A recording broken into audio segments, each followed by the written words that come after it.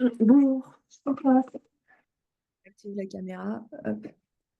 Comment est-ce que ça va? Ça va et vous? Ça va. Ok. Vous avez des questions avant qu'on commence ou pas? Non. Bah, si, juste du coup, pour revenir sur ce que je vous ai envoyé là par message, en fait, je dois rentrer en France la semaine prochaine. J'ai ma maman qui a un problème de santé. Euh, le mercredi, elle va sûrement se faire opérer. Je ne sais pas exactement à quelle heure il va falloir que je la récupère de l'hôpital. Est-ce que ça va si au plus tard, je vous confirme l'horaire de notre cours mardi prochain pour mercredi? Oui. Oui, d'accord. Ok, je pense que 13 heures, ça sera le mieux pour moi, mais je vous vraiment mardi et je vois avec Laurent s'il y a une salle de disponible aussi à cette heure-là. OK? D'accord. Donc on fera le cours, mais juste je vous dirai l'heure au dernier un peu, enfin la veille, quoi. OK? Ok. Est-ce que vous voyez bien le partage d'écran? Oui. OK. J'ai repris un petit peu votre cours. Je ne sais pas si vous l'avez sous les yeux et si je peux mettre une autre page ou est-ce que je laisse ça et en même temps je continue d'expliquer ce que je veux vous expliquer. Euh, Vous pouvez laisser. Ok, on laisse ça. Est-ce que déjà vous avez compris tout le cours que vous avez fait avec déjà tout ce qu'on avait expliqué avant ou est-ce qu'il y a des petites choses qui ont posé un petit peu problème? C'est juste vers la fin, on n'a pas trop compris. Ok. Ce que je vous propose, c'est qu'on reprenne comme d'habitude un petit peu tranquillement le cours. On voit, je vous pose des petites questions pour voir si c'est bien acquis et puis on se posera un petit peu plus sur la fin du cours. Donc, au niveau des définitions, l'enzyme et son rôle et les propriétés catalytiques, est-ce que ça, c'est quelque chose qui vous pose problème encore ou est-ce que ça, c'est bon? Non, c'est pour les défis. Si je vous demande qu'est-ce que c'est que l'enzyme, qu'est-ce que vous me répondez? C'est une protéine. En Ok. fait, Dont le rôle est quoi? de catalyser la réaction. Ok. Et donc, catalyser une réaction, qu'est-ce que ça veut dire?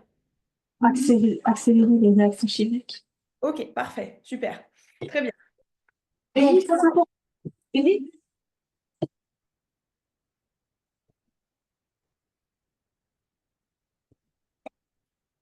j'attends que ta soeur revienne. oui. Ok, c'est bon pour vous? Oui. Ok, donc si on reprend votre cours, bon, j'ai pas les documents, enfin, si j'observe page 24, du coup, c'est ça que vous observez. Oui. Ok, super. Donc, bon, j'ai fait à partir de ça aussi. Donc, j'observe page 124, la figure de droite en haut. Ah oui, effectivement, c'était marqué, pardon. L'amidon est métabolisé, c'est-à-dire transformé en glucose, à condition que l'amylase soit à 37 degrés. Est-ce que ça, vous vous souvenez pourquoi? 37 degrés et pourquoi est-ce que il y a l'amidon qui est métabolisé? Est-ce que vous en souvenez? Est-ce que vous pouvez me le réexpliquer? On peut continuer de lire, ça peut vous aider. Or, je sais que mon corps est à 37 degrés, j'en déduis qu'une enzyme biologique n'agit qu'à 37 degrés à la différence d'un catalyseur chimique. Si on reprend ce que vous avez ici, comment est-ce que vous pouvez en déduire ça? Qu'est-ce qui vous a permis de déduire ça? Ils sont pas la même température. Non, si, mais Et qu'est-ce qu'on avait expliqué la dernière fois sur le fait que les enzymes, ils ont besoin d'une température? Qu'est-ce qu'on avait expliqué par rapport à ça? Est-ce que vous arrivez à vous souvenir, à redire avec vos mots les explications qu'on peut apporter sur la température des enzymes? c'était dans la régulation des enzymes. Ouais, mais donc, quelle est la température qu'il est censé avoir pour qu'il se passe quelque chose? 37 degrés. Ouais, c'est donc température optimale, ou je vous avais dit température, ils disent corporelle. OK? Donc, le corps, il est entre 36,5 et 37, ouais, 37 degrés. Donc, effectivement, on sait que à cette température-là, il peut y avoir une réaction. Réaction de quel type? Vous vous en souvenez? En chimique ici. Très bien, réaction chimique. Donc, en fait, le fait qu'on ait des enzymes dont leur propriété, c'est des catalyseurs. Ça va accélérer la réaction chimique, d'accord? Ça, c'est quelque chose qu'on sait. Donc, l'amylase, ici, elle va être transformée en amidon. C'est possible. On a notre substrat, on a notre produit.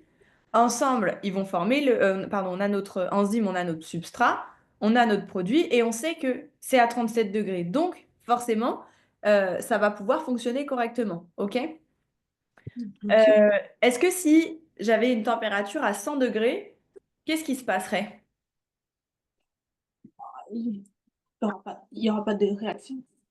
Il n'y a pas de réaction, mais qu'est-ce qui se passe? On en avait parlé sur l'enzyme. Je vous ai dit, pareil, si vous vous mettez au soleil ou si vous mettez quelque chose, des lasagnes dans le four, si vous mettez les lasagnes à 200 degrés au four, qu'est-ce qui va se passer? Ça brûle, ça crame. Ouais, ça brûle, ça crame, et en langage scientifique, on dit ça va dénaturer, ça va enlever les fibres, on va dire. Enfin, c'est un peu ça, la dénaturation. Mais donc, qu'est-ce qui se passe quand vous êtes au-delà de la température optimale? Ça dénature l'enzyme. Et donc, si on dénature l'enzyme, on ne peut plus avoir de réaction. Vous êtes d'accord? Mm. Ce que ce petit passage vous dit dans votre conclusion de qu'est-ce que c'est que l'enzyme et ses actions à 37 degrés, c'est juste le fait que l'enzyme, ils ont les propriétés catalytiques. On sait que l'enzyme fonctionne à une température optimale de 37 degrés. On voit ici qu'on a bien notre produit, notre enzyme et le substrat. Est-ce que vous voyez ici qu'est-ce que c'est le produit, l'enzyme et le substrat? Euh,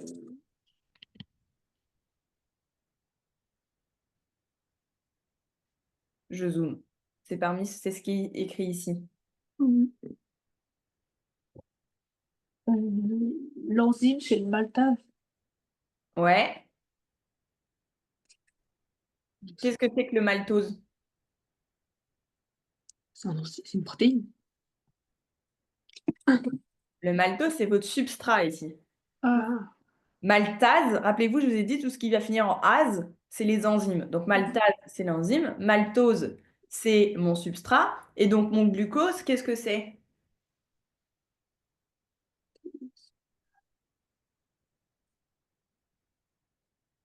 c'est les pro... c'est- non. C'est le produit. Ah, OK? mm. Donc, toc, toc, toc. Où j'en suis? Oui. Alors, là, je vous ai redemandé les exemples pour ce qui était ici. Mais si on reprend votre énoncé, enfin votre énoncé, ce qui était là, on vous parle où est-ce que c'est l'amidon qui est métabolisé avec le glucose et tout ça, et l'amylase. Donc ici, entre amidon, glucose et amylase, qui est quoi? Amidon, c'est l'enzyme. T'es sûr? Mm. Entre amidon, amylase et glucose. Amylase, c'est Amylase, c'est l'enzyme. l'enzyme. Amylase, c'est l'enzyme. Très bien. Euh, L'amidon, c'est le produit. Non. Non. Amidon, c'est les substrats. Ah, Amidon, c'est le substrat, et donc le glucose, c'est votre produit. oui. OK? Vous voyez, c'est l'exemple qu'on avait fait la dernière fois avec, je vous avais dit, la mie de pain, enfin le pain qu'on mélange avec la salive. Donc le pain, sur le pain, on a de l'amidon. Donc l'amylase, qui est la salive, on mélange les deux, ça fait du glucose. OK? Vous vous souvenez de ça? C'est ce qu'on avait Oui. fait la dernière fois. OK. Est-ce que là-dessus, c'est bon pour la partie 1? Oui. Ok, ah si, moi je voulais rajouter un petit truc. J'avais déjà dit la dernière fois, mais est-ce que vous vous souvenez, euh, si du coup mon enzyme, il y a une chaleur qui augmente, on a dit c'était dénaturé, et si la chaleur elle diminue, qu'est-ce qui se passe? Ouais, répéter, s'il vous plaît. On l'a dit juste avant, quand il y a une température qui va augmenter, donc on est au-delà de 37 degrés, on l'a dit juste avant, on a la dénaturation, on a notre enzyme qui est dénaturée. Mais si maintenant on va parler de température qui diminue, donc en dessous de 37 degrés, qu'est-ce qui se passe?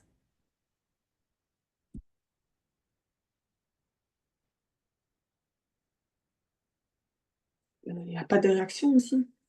Alors, soit il n'y a pas de réaction, soit la réaction elle est comment? Il y a Chimique. deux possibilités. Ah. Ah, effectivement, c'est une réaction chimique, Ah, mais comment est-ce qu'elle est? Elle fonctionne normalement, elle fonctionne un petit peu moins bien, elle fonctionne beaucoup mieux? Qu'est-ce qui se passe? ça fonctionne plus vite. T'es sûr? Si la température elle est inférieure à 37 Ouais, degrés, plus lente, plus lente. elle est plus lente, effectivement, elle sera moins efficace. Là où l'enzyme sera le plus efficace, c'est quand elle sera à 37 degrés. Si elle est beaucoup au-dessus de 37 degrés, elle est dénaturée. Si elle est un petit peu au-dessus, mais pas beaucoup, imaginons elle est à 41 degrés, bah, elle sera moins efficace, mais elle ne sera pas complètement dénaturée. D'accord? Si on est à 35 au lieu de 37, c'est pareil. elle sera moins efficace, mais elle ne sera pas détruite. OK? Elle fonctionnera quand même, mais moins vite, moins efficacement. OK? Ok, ok. Est-ce qu'il y a des questions là-dessus? Non. OK. Je continue. Donc, l'action à faible concentration des enzymes, absence de dégradation. Grâce au logiciel du modèle que nous observons au départ de la réaction, il y a seulement 10 molécules d'enzyme, qui est le maltase, et 50 molécules de substrat, qui est le maltose. Nous pouvons déduire que les enzymes sont des molécules de grande taille, c'est pourquoi il y en a moins. OK. Est-ce que ça, vous l'avez compris? La lecture de... Alors, c'est pas hyper important de lire ça. Ça va vous être utile si vous n'avez pas les données en bas. Mais en général, si vous travaillez avec ce logiciel-là, ça sera toujours légendé comme ça. C'est si en cours, imaginons votre prof vous donne ça pour l'examen, il suffit juste de compter quels sont les points de glucose, quels sont les points de galactose et qu'est-ce que j'en déduis. OK? Mais en général, vous aurez toujours ça. Donc, la légende. Donc, on va se focaliser sur la légende. OK? La légende nous dit qu'on a 10 maltases, 15 maltoses et 0 glucose. Qu'est-ce que ça vous fait penser en lisant ça? Est-ce qu'il y a quelque chose qui vous dit que là, on est au début, au milieu ou à la fin de la réaction pour vous? Bah, à la fin, Comment vous pouvez déduire que vous êtes à la fin? parce que c'est transformé en glucose. On a combien de glucose ici? 2, 3, 2, 2, 1. Ah non, 0. 0. On a 0 glucose. Ça veut dire qu'il ne s'est rien passé encore. OK? Quand là, dans notre début de réaction, on a 10 molécules de maltase. Donc, on a dit le maltase, c'est notre enzyme. Si vous voulez, je prends le stylo et je vais le rajouter.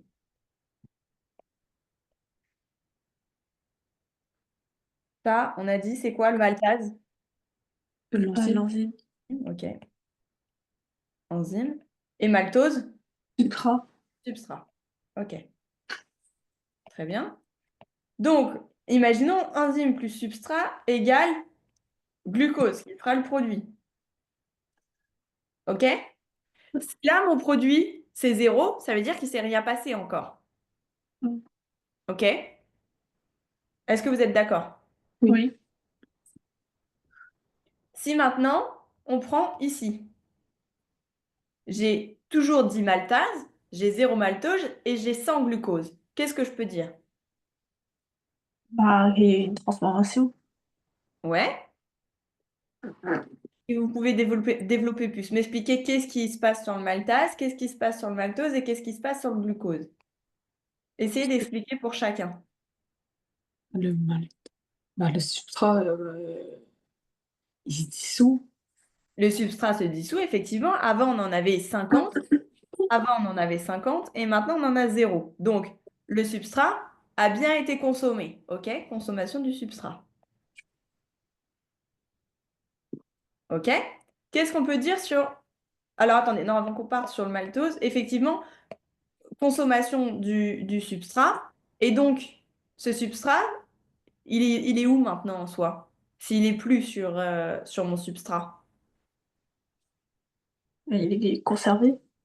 Ah, il n'est pas conservé. Ah, Essayez de vous rappeler le cycle. Je sais que vous allez voir. Vous refaites le cycle. Vous vous souvenez, dans le schéma qu'on avait, on avait la première étape, la deuxième étape, la troisième étape, la quatrième étape, et ça revenait. Vous vous en souvenez de ce petit schéma-là? On l'avait vu plusieurs fois sur les cours d'avant, ah oui. avec les étapes. Étape 1, étape 2, étape 3, étape 4. Vous vous en souvenez? Oui. OK. Qu'est-ce qui se passe à ma quatrième étape, ici? Transformation du substrat en produit. Très bien. Et donc, c'est cette étape-là, en fait. C'est l'explication pourquoi maintenant, ici, j'ai 0 maltose, mais là, j'ai 100 glucose. C'est parce que mon maltose, donc mon substrat, il a été consommé, mais transformé en produit. Donc, les 50 maltoses qui étaient ici, ils sont dans le glucose. OK? Et comme mon enzyme, elle a un rôle catalytique, donc enfin, accélérer la vitesse et en soi créer aussi d'autres énergies et tout ce qui va aller avec, bah, je vais pas dire on fait x2 à chaque fois parce que je suis plus sûre de cette information, mais du coup, on aura forcément plus de glucose. OK? Est-ce que vous comprenez bien là-dessus? Oui. Ok, donc effectivement, maintenant, mon glucose, c'est ce que j'ai récupéré de ma transformation. Et qu'est-ce qui se passe sur le maltose? Maltase, pardon. Le maltase, on en avait 10 avant, et là, on en a 10. Pourquoi? Parce il part pour refaire les produits. Effectivement, mais c'est pas l'explication totalement correcte. Comment vous pouvez l'expliquer autrement?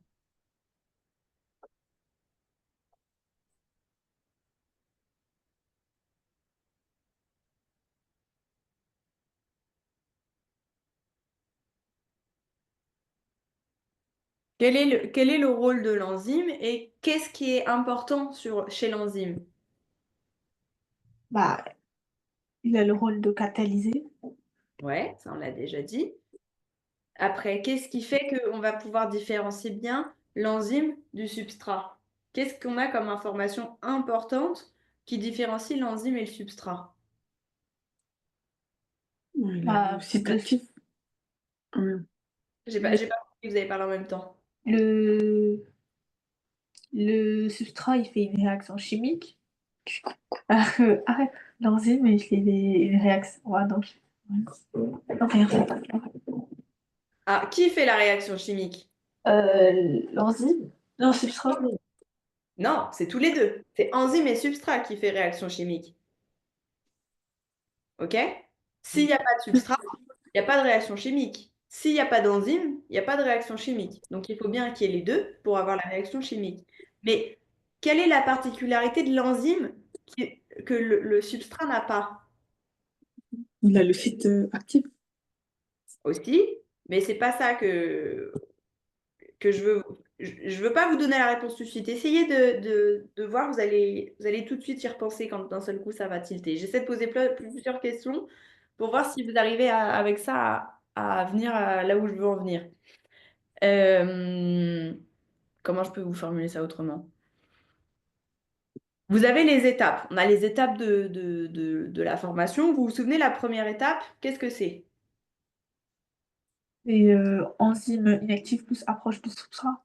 Très bien. La deuxième étape, Contact temporaire entre enzyme et substrat. ok.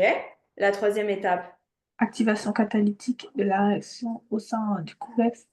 très bien. Et donc la quatrième étape, Transformation du substrat en produit. ok. Donc, que, qu'est-ce qui arrive au substrat à ce moment-là de cette étape-là? Bah, il se transforme. Il transforme, mais est-ce qu'il reste intact ou est-ce qu'il Ah, change? il reste intact. Le Ah, substrat reste ah intact? non, Non, il c'est change. C'est l'enzyme. l'enzyme qui reste intact. Voilà. Donc, pourquoi est-ce que maintenant j'ai toujours dit maltase au début comme à la fin de la réaction? Pourquoi? Tu viens de le Et il reste intact. Voilà. Mon enzyme, elle a pour rôle, enfin, je vais pas dire c'est pas son principal rôle, mais elle a comme particularité de rester intacte. Vous vous souvenez, je vous ai dit, c'est comme quand vous sortez de votre salle de bain le matin et que vous rentrez chez vous le soir et que c'est comme si vous sortiez de votre salle de bain. Vous êtes aussi belle, vous êtes aussi bien coiffée, il n'y a rien qu'à changer de toute votre journée. OK? Pour l'enzyme, c'est pareil. Elle a ses maltase, elle va faire tout ce qu'elle a à faire et elle n'a rien perdu en chemin. OK? C'est-à-dire qu'elle est intacte. Et donc, c'est pour ça qu'au début, comme à la fin de la réaction, on aura toujours le même nombre. D'accord? Si vous avez un nombre qui est différent, c'est qu'il y a eu un problème pendant la réaction. Mais une réaction qui se passe bien, une réaction catalytique et du coup une réaction chimique qui se passe correctement, c'est ça. C'est vous avez le même nombre d'enzymes au début et le même nombre d'enzymes à la fin. OK? Est-ce que là-dessus, vous comprenez mieux? Oui. OK. Vous l'aviez compris ça en cours ou pas? Non. OK. Euh, j'ai pas. Si j'avais. Je regarde en même temps ce que je m'étais noté. Donc, oui, l'enzyme, elle est ni détruite ni modifiée. Donc, c'est ce qu'on a dit. Elle n'est pas impactée par un changement. Donc, pour ça qu'elle reste à 10. OK? Et, ah si, question par rapport à ça. On l'avait expliqué la dernière fois. Si j'ai une enzyme qui est très grande par rapport à mon substrat, qu'est-ce qui se passe? Bah, Ah, le produit marche pas. T'es sûr? Non. Ok. Essayez de réfléchir. Reprenez l'histoire des Pac-Man. Ah, Ah, il s'agrandit. Ouais, mais est-ce que la réaction, elle va être rapide ou pas rapide? rapide. Un enzyme de grande taille, mais un substrat de petite taille. Comment se passe ma réaction? Vous avez, mince, ça écrit pas. Un enzyme qui va être gros comme ça, imaginons, et je vais reprendre la même couleur. Hop. Un substrat qui est comme ça. Comment va être mon point? Pas forcément comment est le produit, mais qu'est-ce qui se passe dans cette réaction? À l'inverse, imaginons que vous avez un petit enzyme et un gros substrat. Comment va se passer la réaction?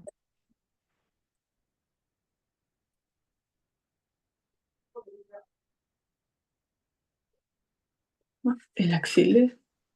Dans quel cas elle va être la plus rapide? Mais Le cas 1 ou le cas 2? qu'un un, T'es sûr? que deux. Pourquoi? Parce C'est un petit peu de la logique. Imaginez, là, je vous donne une cacahuète. Est-ce que oui, vous allez manger votre cacahuète plus vite que si je vous donnais un pamplemousse?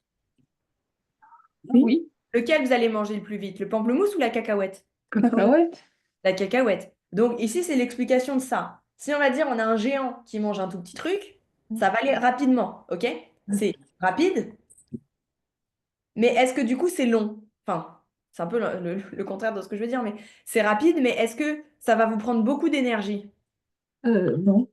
Ok, donc c'est rapide, mais pas beaucoup d'énergie, ok?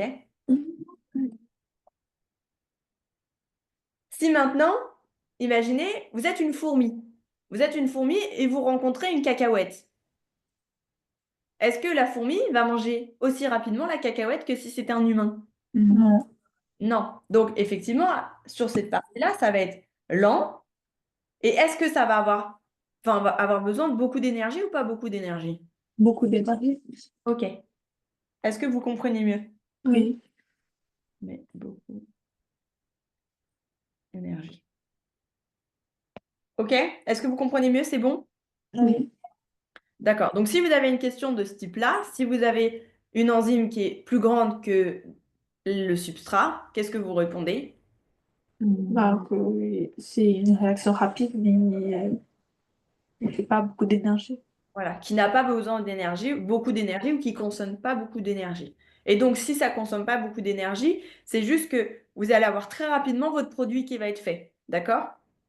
Sans avoir beaucoup besoin d'énergie. Alors que si vous avez un enzyme qui est plus petit et un substrat qui est très gros, bah, vous allez mettre plus de temps à créer votre produit, mais il va être efficace peut-être plus longtemps.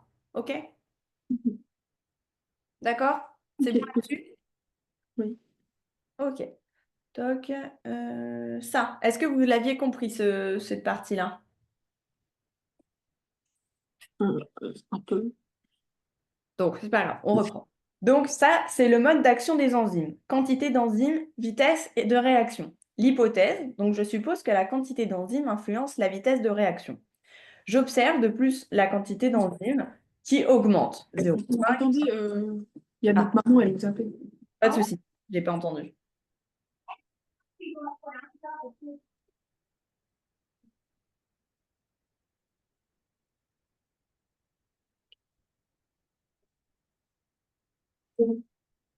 C'est bon?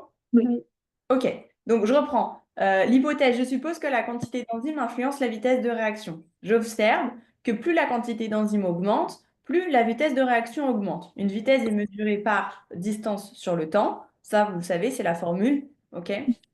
Ici, la vitesse est exprimée par la quantité d'enzymes qui transforme par l'unité de temps. Je sais que d'après les modèles de que plus j'aurai d'enzymes, plus j'aurai de structures vertes qui vont transformer le substrat en produit. Donc ça, c'est juste l'explication du schéma. On reprend. À ce moment-là, quand vous avez votre enzyme qui va travailler avec le substrat, ça va, comme je vous ai dit tout à l'heure, ça va produire de l'énergie. Donc, pour se le visualiser, on se le visualise sur une courbe. Vous l'avez sur cette courbe-là et on va voir que donc, ça accélère, ça monte, OK, en courbe. Alors, pas une courbe croissante comme on a l'habitude d'en voir forcément en maths, mais enfin, vous voyez le type de courbe que c'est. On est sur comme ça et pas forcément comme ça. On est directement, ça monte tout de suite, OK? Donc, ça va, l'enzyme, du coup, elle va accélérer sa transformation avec le substrat à ce moment-là. Plus on va avoir d'enzymes qui vont être disponibles, OK, plus il va y avoir de sites actifs qui vont être capables d'aller fixer le substrat et donc de transformer en produit. Autrement dit, plus on a de choix sur les substrats, oui, plus on a de choix, pardon, sur les substrats ou sur les enzymes, plus on va pouvoir former rapidement des produits. OK? C'est-à-dire que si on prend un exemple pour bien vous visualiser, imaginez que vous prenez vous connaissez là, les petites boîtes de M&M's. Alors, ou on peut prendre des M&M's ou sinon les Smarties. Les Smarties, on va dire, c'est tout petit, c'est les petites boîtes de Smarties. Et qu'à côté, vous mettez un certain nombre de M&M's, on va dire, ça sera plus gros. Chaque M&M's, c'est l'enzyme, ok? Donc mon enzyme, il n'est pas détruit. À côté de ça, si tous mes petits substrats, il y a plus de substrats que d'enzymes, c'est-à-dire on va dire plus de petits M&M's que de petits Smarties que de M&M's, on va pouvoir aller beaucoup plus vite. Est-ce que vous me suivez ou est-ce que je vous ai perdu avec... Vous pouvez réexpliquer? Est-ce que vous avez compris ou pas? Pas trop. On va dire que tout ça, là, c'est des substrats. OK? Et à côté, eux, c'est des enzymes. OK? Les enzymes, on a dit tout à l'heure qu'ils avaient une propriété de pas être dénaturés, enfin de pas perdre en qualité, d'accord? Ils sont jamais détruits, ils sont jamais modifiés. Donc, imaginez, lui, il va aller travailler avec lui. Ils vont former un produit. Hop, on va dire que ça, c'est un produit. Maintenant, les deux là, ils vont travailler aussi ensemble. Ils vont faire un produit. Les deux là, ils vont aller faire un produit, ainsi de suite, OK? Tous, ils vont aller travailler en binôme et faire des produits.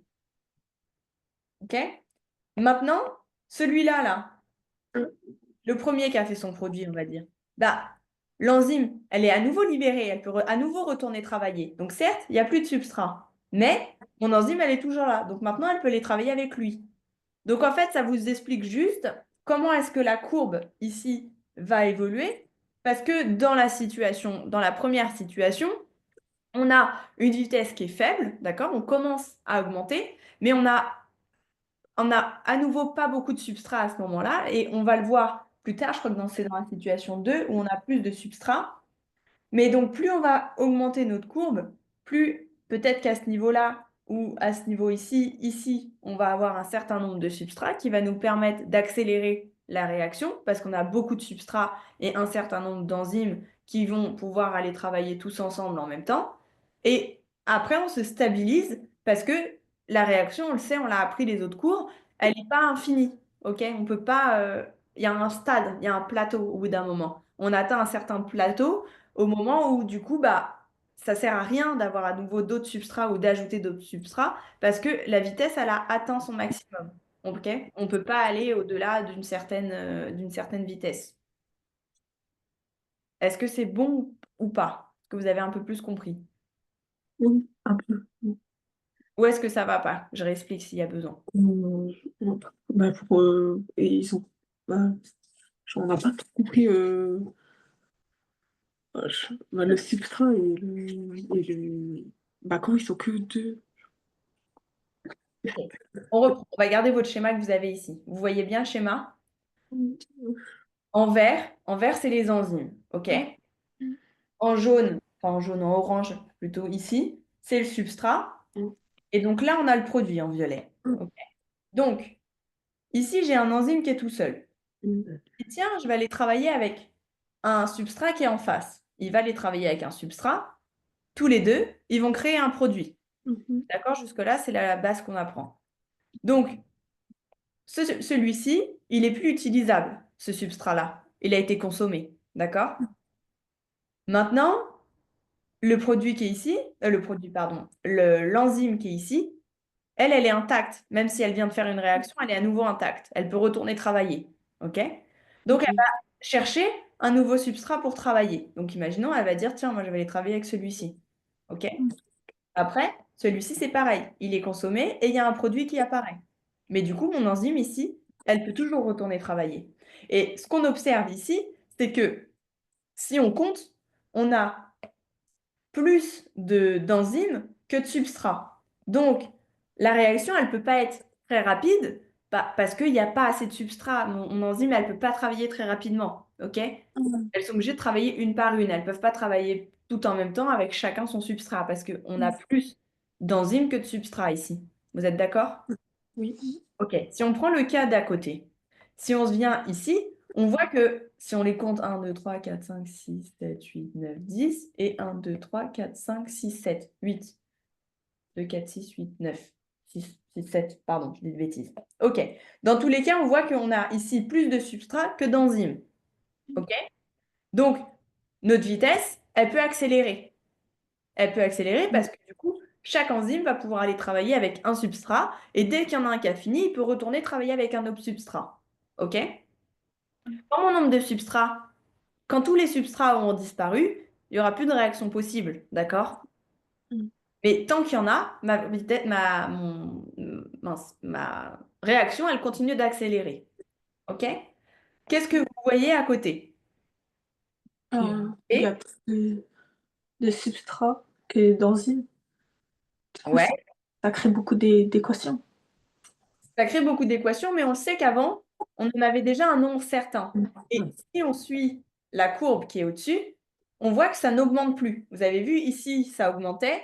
Ici, on était dans un mini pic. Et là, on est stable. Donc, ça veut dire qu'ici, on est sur un plateau. C'est-à-dire que la vitesse, elle a été atteinte. Malgré le fait que là, on ait beaucoup de substrats et beaucoup d'enzymes, bah, déjà, tous mes enzymes, ils sont occupés. Il n'y en a pas un de libre. Ça veut dire qu'ils font tous leur rôle, mais on ne peut pas aller plus vite parce que de toute façon, sur notre graphique, on le voit, c'est plat. Donc, on est sur le plateau. Ça ne sert à rien à ce moment-là d'ajouter plus de substrat parce que la réaction, elle n'accélérera pas plus. OK? Est-ce que c'est plus clair pour vous? Oui, c'est OK. Ce qu'il faut retenir de ça, c'est que du coup, plus on va avoir d'enzymes, enfin, bon, plus on a de substrats avec les enzymes, plus ma réaction, elle va être rapide. Jusqu'au Quand elle a atteint le plateau, on a beau avoir des substrats et des enzymes, ils vont travailler ensemble, mais ils accéléreront plus la réaction. OK? Pareil, si les sites actifs, donc ils sont sur qui les sites actifs? Si. Ouais, sur les enzymes. Si mes sites actifs ils sont occupés, bah, on ne peut pas aller plus vite que la lumière, on va dire. Donc, bah, mon enzyme qui est déjà en train de travailler avec un substrat, on ne peut pas mettre deux substrats ensemble, ou on ne peut pas faire plusieurs réactions ensemble sur le même enzyme. Donc, si mon site actif il est déjà occupé, il est déjà en train de travailler, il ne peut pas aller plus vite. OK? Oui. Est-ce que c'est bon pour vous, ça? Oui. Hop.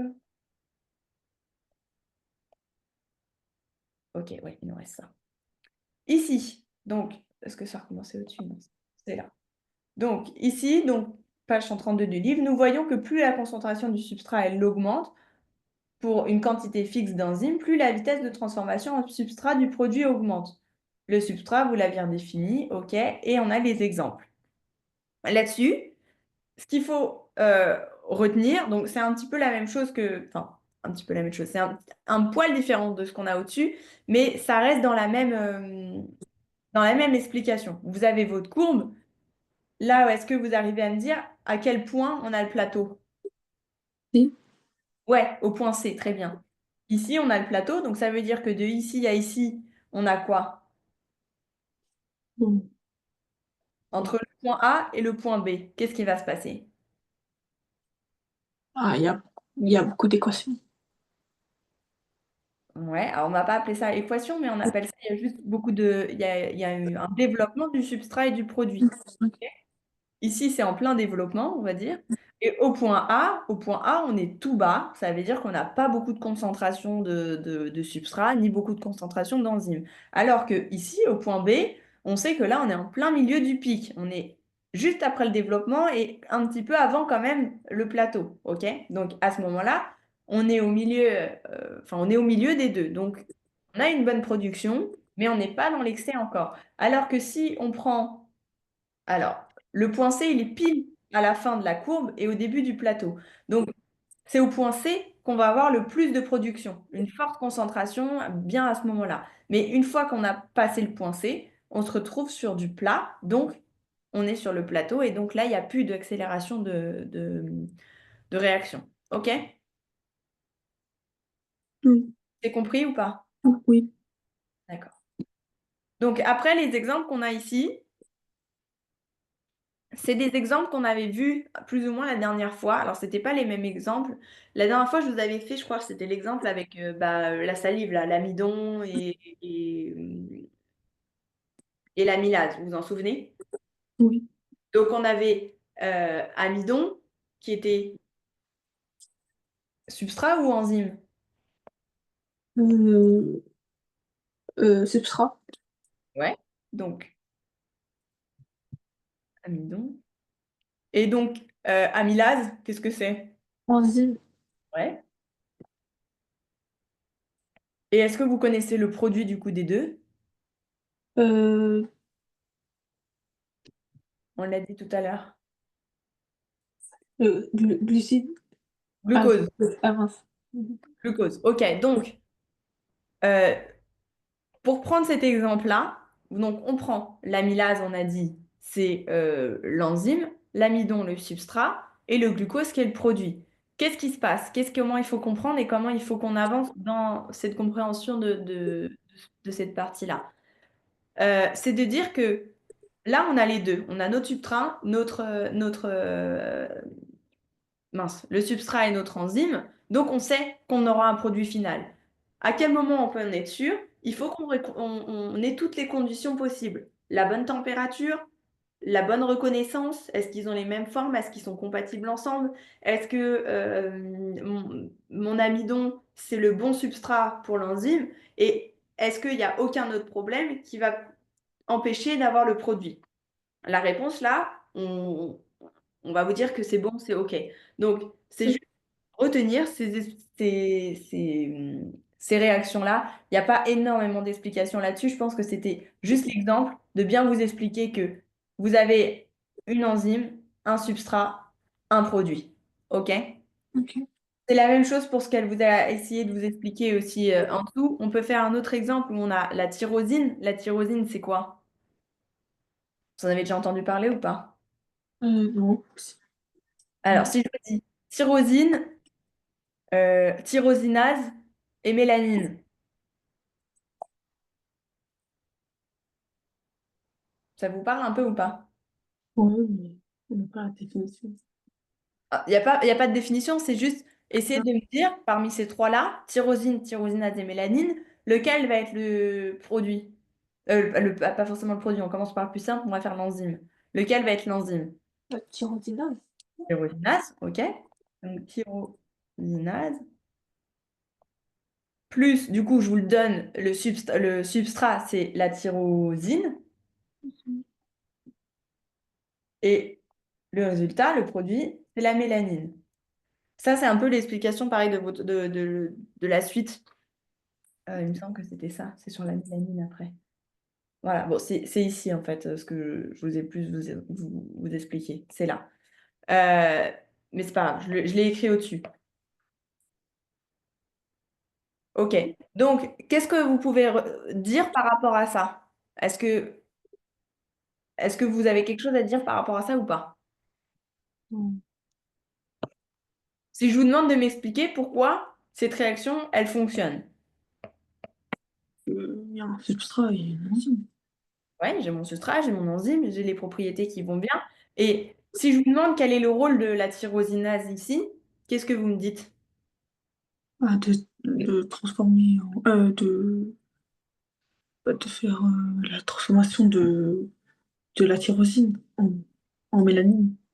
Parfait, exact. C'est exactement ça qu'il faut que vous formuliez. Dit comme ça, c'est parfait. OK. Et je ne sais plus si c'était écrit ici ou pas. Euh, réaction catalytique, transformation de tyrosine aminée en pigment d'épiderme. OK. La mélanine, vous vous souvenez que c'est le pigment, c'est la pigmentation de la peau? Oui. Ok. Euh, Si vous avez un problème pendant cette transformation catalytique, on va dire, ça peut être dû à une mutation d'un gène. Ok? Parce que vous vous souvenez, on avait dit quand même que l'enzyme, c'est une protéine, et donc la protéine, elle peut être impactée aussi par les gènes, vu qu'elle est porteuse d'acide aminé. Vous vous en souvenez? De codon d'acide aminé. Donc, si on a un problème là-dedans, dans la mutation, on a une mutation d'un gène, ça peut empêcher la transformation aussi. Ok? Donc, il faut bien se dire que, on le sait, il faut la bonne température, il faut qu'on ait un enzyme et un substrat compatible, mais il faut aussi qu'il n'y ait pas de mutation dans un gène, dans une protéine. Il faut bien que toutes les conditions soient bien réunies. OK? C'est bon pour vous, ça? Mhm. OK. Ensuite, on est à comment expliquer du coup la mutation du gène de la tyrosinase puisse être à l'origine de l'albinisme dans la maladie génétique. Donc, c'est un peu ce que j'ai essayé de vous amener juste avant. Et donc, une personne qui est albinos avec un phénotype visible qui est exprimé, dépigmenté par l'absence de mélanine. Soit l'enzyme, c'est E1, je crois, il me semble. Ouais, E1, tyrosinase. Donc, j'observe sur la réaction ci-dessus que la tyrosinase fonctionnelle catalyse la transformation de la tyrosinase en produit. Or, je sais que si le gène de la tyrosinase est muté, donc ça, vous l'avez mis chapitre 3, c'est même quelque chose du coup que vous connaissez. Alors, donc, le gène ne formera pas l'enzyme de tyrosinase fonctionnelle. J'en conclus que si le gène de tyrosinase est muté, alors qu'il n'y a pas de produit à former et donc peu de mélanine, le phénomène sera albinos. Et donc là, on a ensuite le génotype de l'enfant qui est albinos avec ses deux parents qui ne sont pas albinos. C'est ça. Vous l'avez compris ou pas ça? Ah, non. Un peu, mais pas trop. Ok, on revient dessus. Pour vous résumer un petit peu déjà le truc, on va dire, c'est que vous avez l'albinisme. L'albinisme, on l'a dit, c'est une maladie qui est génétique. Génétique, pourquoi? Parce que du coup, c'est dans les gènes. Et quelqu'un qui est albinos, il a une absence de mélanine. Vous avez déjà vu quelqu'un albinos, il aura par exemple la peau très blanche, souvent les cheveux pas du tout colorés, pas forcément de grains de beauté, des sourcils blancs, transparents presque. Vous avez déjà vu? Ouais. Ok. Donc c'est bien l'absence de mélanine qui cause l'albinisme. Ok. Ça va entraîner du coup des pigmentations, de la peau, des cheveux, même les yeux, ils ont aussi une couleur un peu différente. Et du coup, euh, c'est un gène qui s'appelle le TYR, le TYR, on va dire. C'est ce gène-là qui cause le code de la tyrosinase, enfin, qui subit la mutation. Mais ça, c'est une info que je vous donne, mais c'est pas important pour votre exercice. Mais ce gène-là qui subit la mutation, il peut produire du coup son enzyme, mais pas de la bonne manière. Son enzyme, elle sera donc pas fonctionnelle. Elle va pas pouvoir fonctionner correctement. Donc c'est pour ça que quand on après notre réaction chimique, bah, elle peut se faire. On a notre substrat, on a notre enzyme, on a la bonne température, on a tout ce qu'il faut, mais juste, bah, cette enzyme-là, elle a eu un problème, elle a eu un défaut de gène, elle a une mutation génétique. Donc à ce moment-là, bah, mon produit, il ne sera pas totalement correct. OK? Est-ce que là-dessus, c'est bon? Juste cette partie-là. J'ai pas fini d'expliquer. Est-ce que cette Oui, partie-là, c'est oui, bon? oui. OK. Si maintenant, la tyrosinase, elle peut pas être transformée en mélanine, d'accord? C'est-à-dire que si mon produit et mon enzyme ont fonctionné ensemble, mais que mon enzyme contenait du coup la mutation, bah, le produit, il n'est pas correct, ok? Il peut fonctionner, mais il ne sera pas le bon produit, ok? Ça fera que du coup, on n'aura pas le résultat obtenu, enfin le souhaité plutôt, d'accord? Si on se penche plutôt sur l'explication du phénotype que vous avez ici, là, du génotype avec les parents. Vous avez donc un parent ici, un papa, le père qui n'est pas albinos, avec les légendes qui sont ici, hein. La maman ici, qui n'est pas non plus albinos, et elle donne naissance à trois enfants. Vous voyez, il y a trois enfants, il y a trois garçons, dont un qui est albinos. OK? Pour bien recomprendre, si on voulait vraiment comprendre dans le détail ce qui se passe, il faudrait qu'on refasse un petit peu mince, euh, comment ça s'appelle cette matière? La génétique. OK? Vous vous en souvenez où j'avais dit, par exemple, bah, le père, il va avoir E1, E1 et E1, par exemple, et la mère, elle va avoir E1 et E1. Ça veut dire que l'enfant ici, il a quoi, lui, par exemple? E1 ou E1? Il a, vu que c'est un garçon, On a donc E1, E1. il va avoir le grand E1 de la mère et le petit E1 du père, ok? Oui. Que ça soit un garçon. La fille ici, elle aura le grand E1 et un autre grand E1. Et lui ici, pareil, à nouveau, encore un E1 comme ça aussi. Et là, pareil. Sauf que ce qu'on peut déduire à ce moment-là, c'est quoi? Le rouge, là. Ah, l'albinos, il a pris le gène qu'il y a eu. Ouais. Donc, c'est de dire que sur l'un des E1 de la mère, par exemple, ou oui, bah si, ça sera forcément sur la mère, c'est que l'un des E1 de la mère est porteur du gène muté, de l'allèle muté. OK? Parce que imaginons, lui, il va ici, lui, il va aussi ici, et lui, il va aussi ici. Mais peut-être que lui, du coup, il a pris ce E1-là. Et imaginons, on va dire que du coup, c'était ce E1-là qui était porteur du gène muté, donc lui, il est albinos. Mm. OK? Est-ce que c'est compris pour vous, ça? Euh, Pourquoi c'est que la mère qui a le gène muté? Bah, là, je pense qu'on peut le déduire comme ça, parce que si on refait un tableau, enfin, comment je peux... Non, on va garder ça. Je vous ai dit ici, le père, il va donner celui-là. Mm. OK? Si on a forcément grand E et grand E, on aura forcément une fille. OK? Vous êtes d'accord? Oui. Si on a un petit E et un grand E, on a un garçon. Là, on sait que c'est un garçon qui est impacté. Donc, on va se concentrer sur les petits E et les grands E. On sait que pour avoir le petit E, il faut être un garçon. Ça veut dire que si c'était le petit E du père qui était porteur du gène muté, tous les garçons l'auraient parce que tout le monde a ce petit E. OK? Alors que ici, on sait que du coup, c'est pas le petit E, donc c'est forcément un des E de la mère. Mais est-ce que les filles qui ont le E, donc tu vois, ici on a la fille, elle a un grand E et un autre grand E. Mais du coup, elle a un grand E du père et un grand E de la mère. La mère, elle a deux E. Donc, il y a un des deux E qui est porteur de la mutation. Donc, forcément, les deux frères, enfin, la sœur et le frère, ils ont eu des grands E, mais ils n'ont pas eu le même. Sinon, les deux auraient eu la mutation génétique. Ok. Est-ce que c'est un peu plus clair ou pas? Oui, oui. Ok. Hop là. Ok. Et donc ça, c'est ça. C'est la dernière petite chose à expliquer. Donc, bon, vous avez défini le génotype, les exemples. Bah voilà, en fait, ouais, vous l'avez redit ici. E1 sans les allèles. Bon, moi, je voulais représenter autrement, mais c'est la même chose. Ok. Donc, quelle analyse peut-on faire de la courbe ci-dessous? Qu'est-ce que vous pourriez me dire? Bon, je peux lire ce que vous aviez écrit. J'observe que la température corporelle du chat est basse aux extrémités du corps, hein, à 32 degrés. Plus la catalyse de la transformation de la tyrosinase est produite A, puis en maladie, je ne sais pas pourquoi vous avez écrit A, est produit en A. Ok, bon. Qu'est-ce que vous pouviez me dire en regardant ce tableau? Bah, à température 38, euh, la présence en tyrosinase est à 30%. Ouais.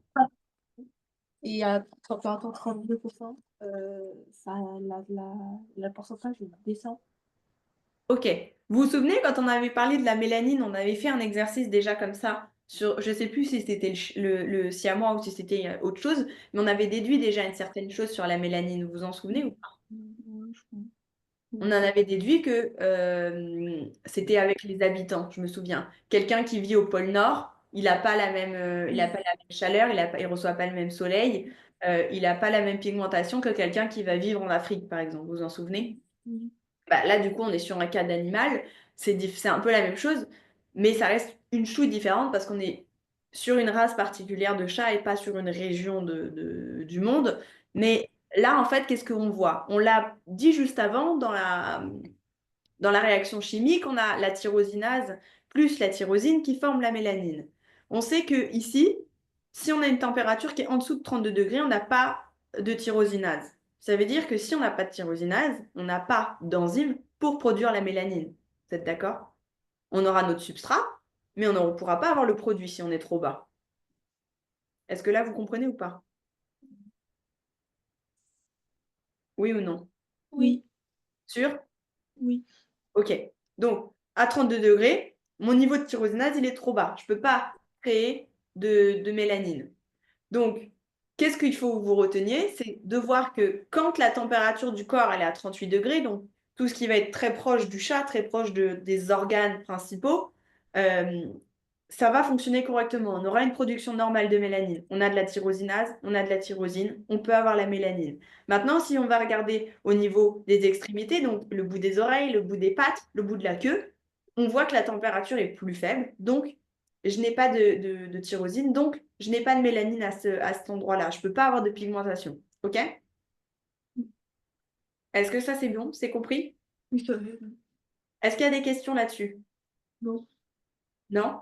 Vous avez bien compris ce passage-là? C'est juste ça, vous voyez? Oui. Si on regarde ici, qu'est-ce que vous remarquez? Bah, qu'il y a il y a une partie en noir et une partie Clair. plus claire. En fait, tout ce qui va être proche du chat, du coup, sur sa température corporelle à 38 degrés, la pigmentation veut qu'il ait ce pelage blanc-beige un peu, d'accord? Maintenant, sur tout ce qui va être du coup les extrémités, là où c'est pas chaud, où il n'y a pas où il y a pas de tyrosinase, bah, il reste noir en fait. Il a une pigmentation colorée noire. Donc, c'est pas de la mélanine, c'est juste la pigmentation classique. OK? Oui. C'est comme vous, si vous touchez, je pense, le bout de vos doigts ou le bout de vos oreilles, vous allez voir que c'est pas la même sensation, c'est pas la même température. Ok. Pareil, si vous touchez là, au niveau du torse, vous allez voir, vous allez toucher en même temps pour voir, vous allez sentir, vous êtes beaucoup plus chaud au niveau du torse que si vous touchez le bout d'une oreille ou le bout de votre doigt. Vous êtes d'accord? Oui. Bah, du coup, là, l'explication serait la même chose. Si on va avoir une pigmentation comme les animaux, on serait pigmenté on serait d'une certaine couleur en dépendant de la race, tu vois, mais sur les parties où c'est le plus froid sur notre corps. Ok? Oui. Est-ce que c'est beaucoup plus clair pour vous le cours maintenant? Oui. Est-ce que vous avez des questions sur quelque chose ou pas? Non. Non? Tout est clair? Oui. Là, vous avez terminé le chapitre ou vous allez encore continuer dessus? Là, on fait des révisions. Là, vous faites des révisions en cours? Oui. Ok, ça marche. Moi, ce que je vous propose, c'est que s'il n'y a pas de questions, on s'arrête là pour aujourd'hui. Moi, je vous renvoie ça et si vous voulez, je vous renvoie des petites notes, des petites explications pour chaque petite chose, comme ça, vous les avez. Ça vous va? Oui, s'il vous plaît. Ok, pas de questions, c'est bon, vous êtes sûr? Non. Ok, on se tient au courant du coup mardi pour le cours de mercredi. D'accord. Je vois avec Laurent si 13h c'est possible, si déjà il y a une salle de libre. S'il y a une salle de libre, on bloque 13h. Et moi, si je vois que le mardi j'ai un changement, je vous tiens au courant. Ok? Ok. Parfait. On fait comme ça. Je vous souhaite une bonne soirée. Oui, à vous aussi. Merci, au revoir.